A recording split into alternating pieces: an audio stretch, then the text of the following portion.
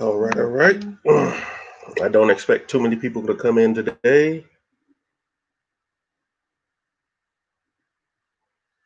But I just wanted to make this quick live stream this morning.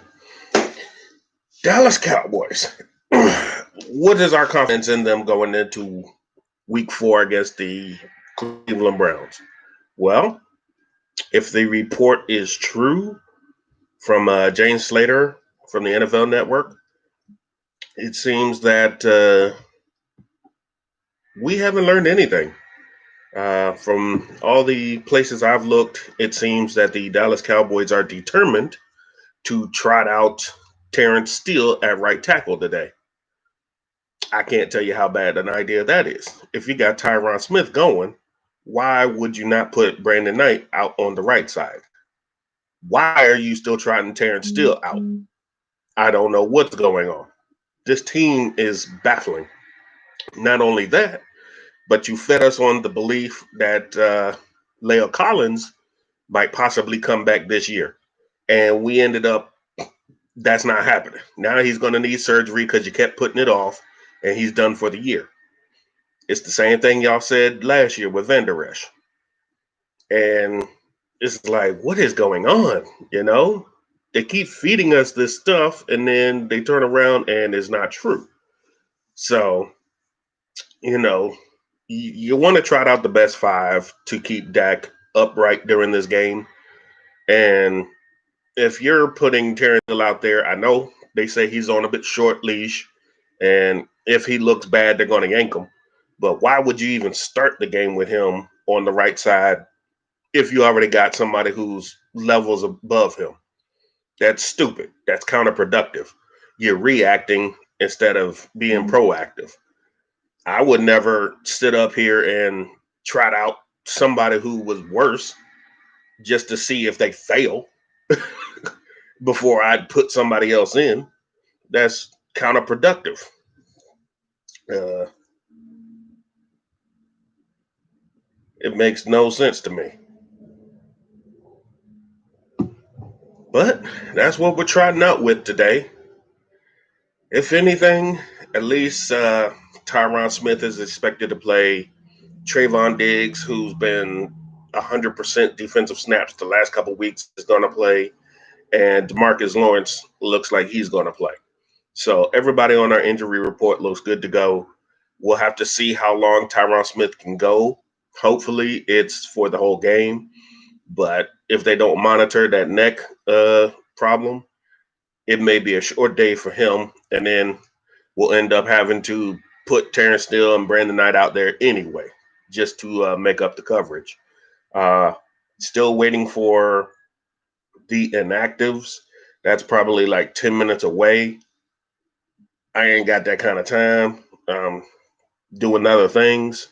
Just wanted to get on here real quick and say that I do have confidence in the team as a whole, Antonio, but and Tyler, I do have confidence in the team to turn it around, but I don't know, if that turnaround is going to happen this year. I'm hoping as the players come back from injury, like Sean Lee and LVE, hopefully on time, these guys can come back and give us a boost in their positions. I love the drafting. I love what they're trying to do, but I don't know if they're trying to get it all done this season. They just don't have the time to put in between weeks to fully do what they wanted to do this offseason. So basically, they're just trying to wing it. And they're winging it makes us look dumb as fans because we don't know what's really going on. Uh, Everybody kept talking about Earl Thomas or Eric Reed or, anything to show up the safety position, but they still want to keep trotting out the same old guys. Okay, fine. See what you got in them. See what happens after they face adversity. See if it's a teachable moment. See if it's just mental mistakes, something that can be corrected. If it's something that can't be corrected, then you know it's honestly not a coaching problem and it's a player problem. Uh, that's probably how they're looking at that. Because we've had the whole turnover in coaching. So we're hoping that something that they're doing behind the scenes is, getting into their heads and making up for some of these problems that these guys might have had with the old coaching regime. Now, we have seen improvement in the DB play as far as the corners. They are getting their heads around, they are locating the ball in the air. They're doing more to have pass deflections and almost interceptions than the last quite a few years. So at least they're constantly doing that better. Now, sometimes their techniques can be off and they can get blown out, but that's what happens, especially when you got a rookie playing as much as he's doing.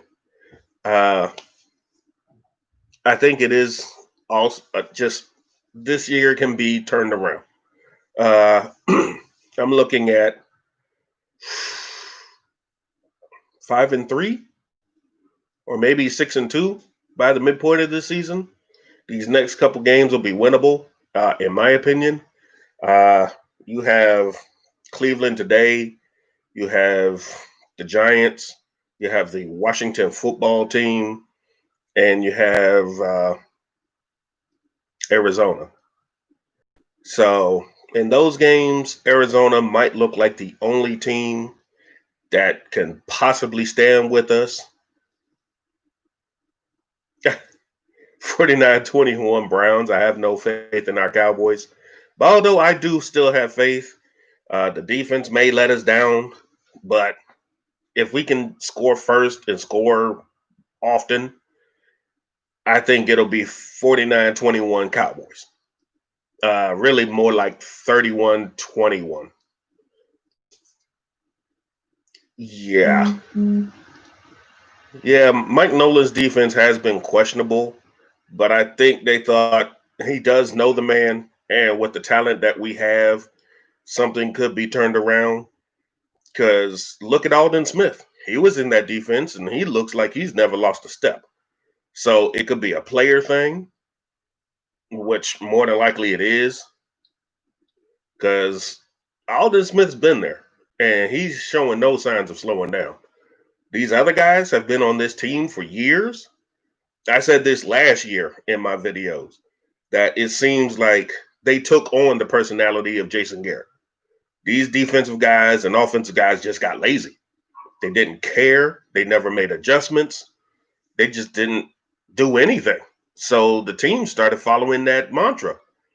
And, once you start acting like your coach, you either got it or you don't. And he's been around so long and these guys playing in their systems for so long that they just didn't care anymore. And you see what happens after these guys got paid. It's like nobody wants to play anymore. They got their payday and they're moving on. I mean, really. Because you can't tell me that Tank Lawrence got too much any better because he's been playing in the same schemes forever. And then as soon as he got paid, he just fell off a cliff. I don't know what's going on. I think these guys just felt Rod Marinelli taught them those twists and stunts. And when they weren't getting home, they just kind of quit. They just didn't care about doing it anymore. They didn't care about doing something different.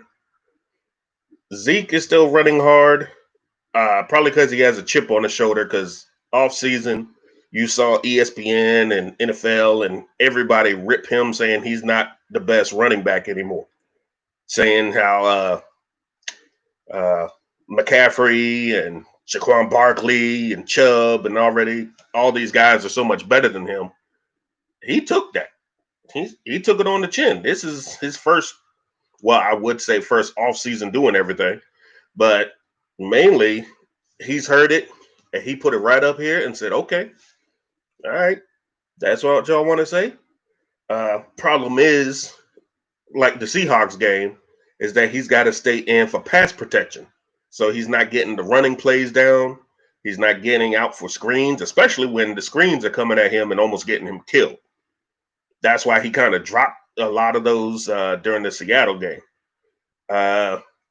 They can find ways to fix that line. He can get in there and pick up some of this yardage back.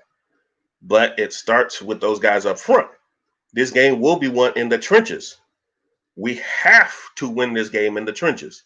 We can't go out here trotting out guys that we already know stink and keep playing them. That's never going to be conducive to winning. I'm sick of them doing that. I don't know if it's because they just don't want to go out and find somebody better. I know this time of year, you're not going to find anybody better. So you got to roll with what you got. But geez, give us something. Give the fans some kind of hope, a little bit of hope. And I'm hoping that hope starts today against the Browns. Just got our inactives list. Let's see, because I already said possibility of 5 players. Let's see. It will be Ben DiNucci inactive, called it. Reggie Robinson inactive, called it. Neville Gallimore I thought might actually play, but they made him inactive. Alex Light. Well, they picked him up recently. So they did elevate linebacker Francis Bernard. I guess they want more help on that linebacker line. With Joe Thomas and Jalen Smith still out there, I guess they want to be sure to have some guys behind them that are able and active. So he's been activated off the practice squad. And linebacker Rashard Smith. 1, 2, 3, 4, 5 inactives. Okay. Looks like I called most of these guys. It will be interesting because Adrian Claiborne, who I'm sure was salivating at beating the brakes off of Dak again, he's not going to be playing. And Greedy Williams for the Browns will not be playing. So we got a little bit of help with that, but we'll have to see in the end what this game is going to come down to. I say it's going to be done in the trenches because if our offensive line could keep Dak upright, he can make plays. If they can create a lane, Zeke's going to eat. Defense, if they can get anywhere home and sacking this quarterback, it makes those corners look better and it makes those safeties look better. If we have a little bit of communication between the corners and safeties about handing their assignments off, we can look a heck of a lot better than we did last week. But we'll just have to see if they execute during game. If not, at least make a halftime adjustment. But that's what I got. That's what I think. That's how I feel. If y'all have any different, feel free to come on later and comment. I'll probably, I may make a video during halftime to see how we're looking. And if anything crazy happens during the game, you know how we do. All right. I hope y'all have a great game day. Get ready. Hopefully we get this W and we go out like champs today. All right. VA Dallas Cowboy fan,